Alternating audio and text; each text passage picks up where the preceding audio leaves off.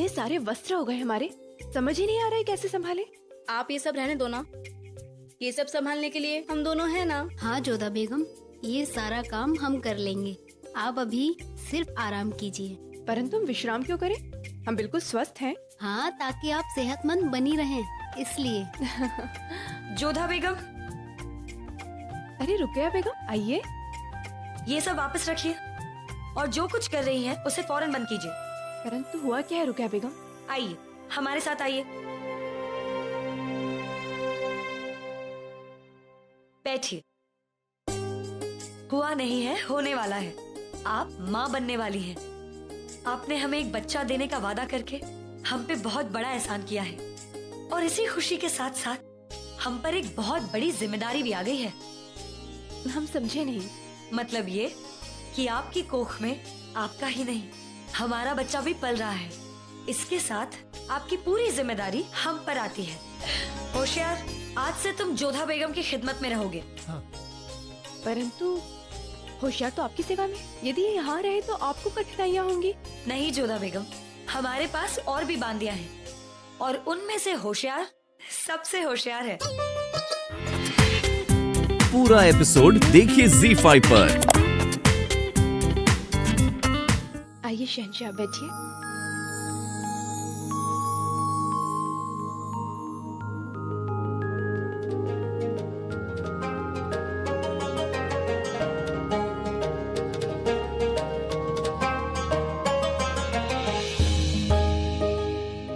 आप कुरान शरीफ पढ़ रही थी? जी।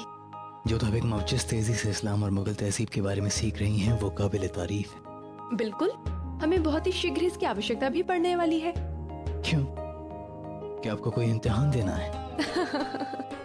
ऐसा ही समझ लीजिए शहंशाह, अपनी संतान को संस्कार देना माता के लिए परीक्षा देना जैसा ही तो होता है।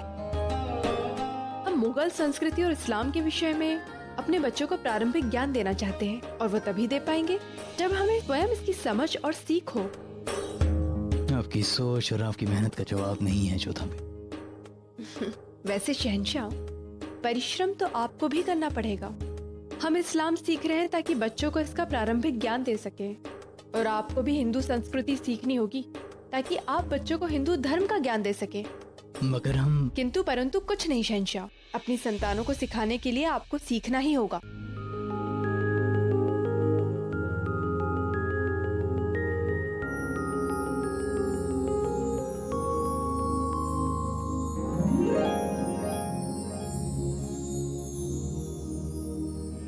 कर्मण्यवाधिकारस्ते महाफलेषु कदाचन मकर्मफल हेतुर्भुर माते संगोस्तव कर्मणि। हमारे बच्चों, ये पाक गीता के दूसरे अध्याय का 47वां श्लोक है और इसका मतलब है कि इंसान को सिर्फ अपना कर्म करना चाहिए, उसके अंजाम के बारे में नहीं सोचना चाहिए, क्योंकि अंजाम काम के आगाज में ही छिपा होता है। आपने गीता का ज्ञान कहाँ से अर्जित किया? आपको क्या लगता है जोधा बेगम सिर्फ आप ही सीखती हैं? जिस तरह आप अम्मी जान से, सलीमा बेगम से, जाकिरा से सीखती हैं, उसी तरह हम भी और मजहबों के बारे में सीखना चाहते हैं, जानना चाहते हैं। डोडोमल साहब के साथ बैठकर या मानसिंह के साथ बैठकर या आगरा और मथुरा के जो पंडित हैं उनके साथ बैठकर हम बहुत कुछ जान लेते हैं।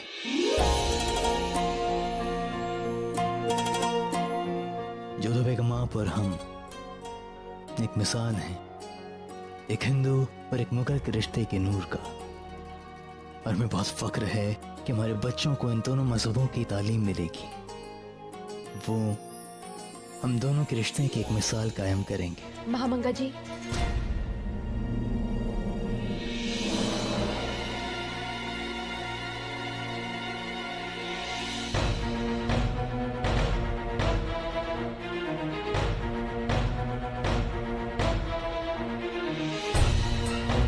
देखिए आपने कब से कुछ नहीं खाया है, थोड़ा सा खा लीजिए। ऐसे कैसे चलेगा? यदि आप कुछ खाएंगे नहीं तो औषधि अपना प्रभाव कैसे दिखाएंगी?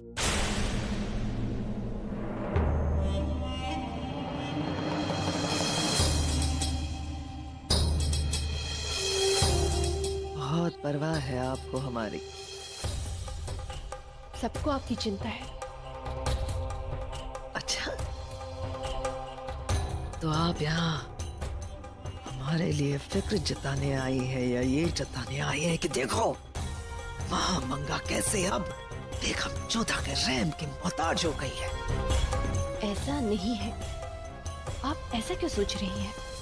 चुप!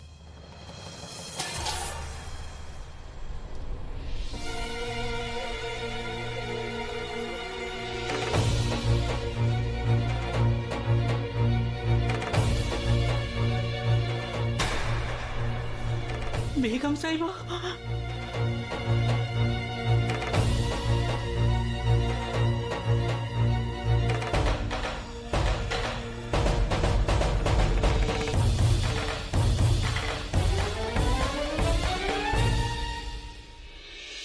हमने कहा था ना, यहाँ आने का कोई लाभ नहीं है इनके पास। ए बांदी, समझा इस शहजादी को?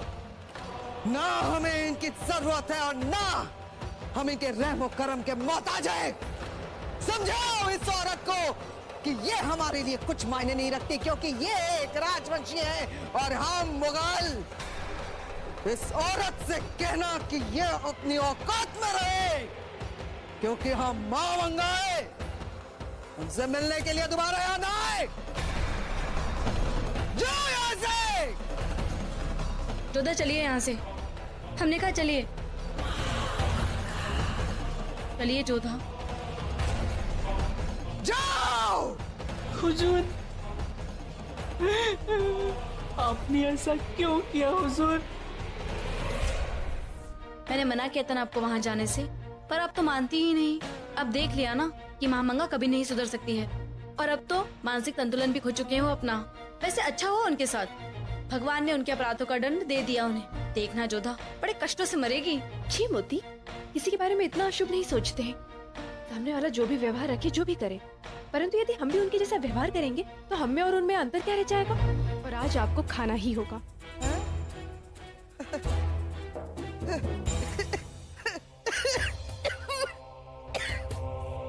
खाना होगा?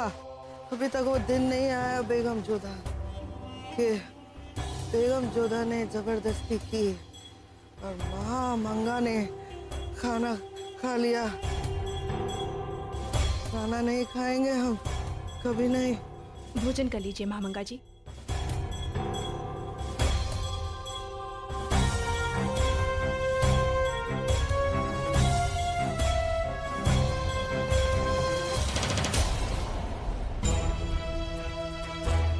कर ली कोशिश, हाँ? देख लिया, देखा ना? तो जाओ, दफा हो जाओ यहाँ से, जा।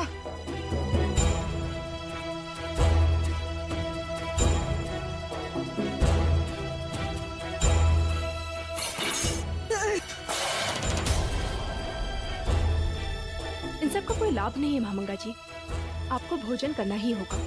देखते हैं आप और कितनी थालियां फेंकती हैं।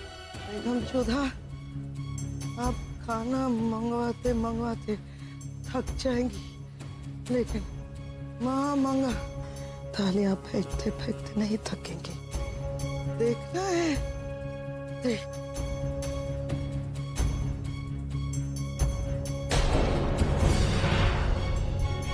महामंगा जी, अपने लिए नहीं तो कम से कम अपने पुत्र के लिए खाना खा लीजिए।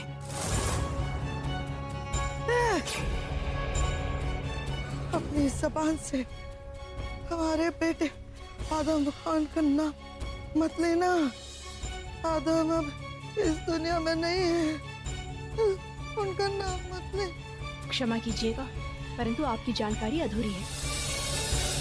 इस संसार में आपका पुत्र आदम खान दोबारा आने वाला है।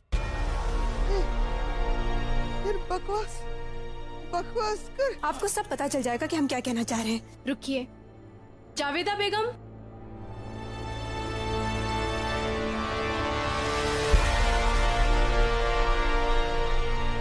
जावेदा,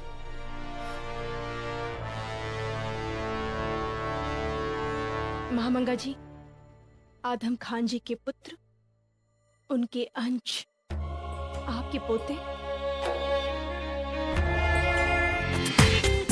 पूरा एपिसोड देखिए ZEE5 पर।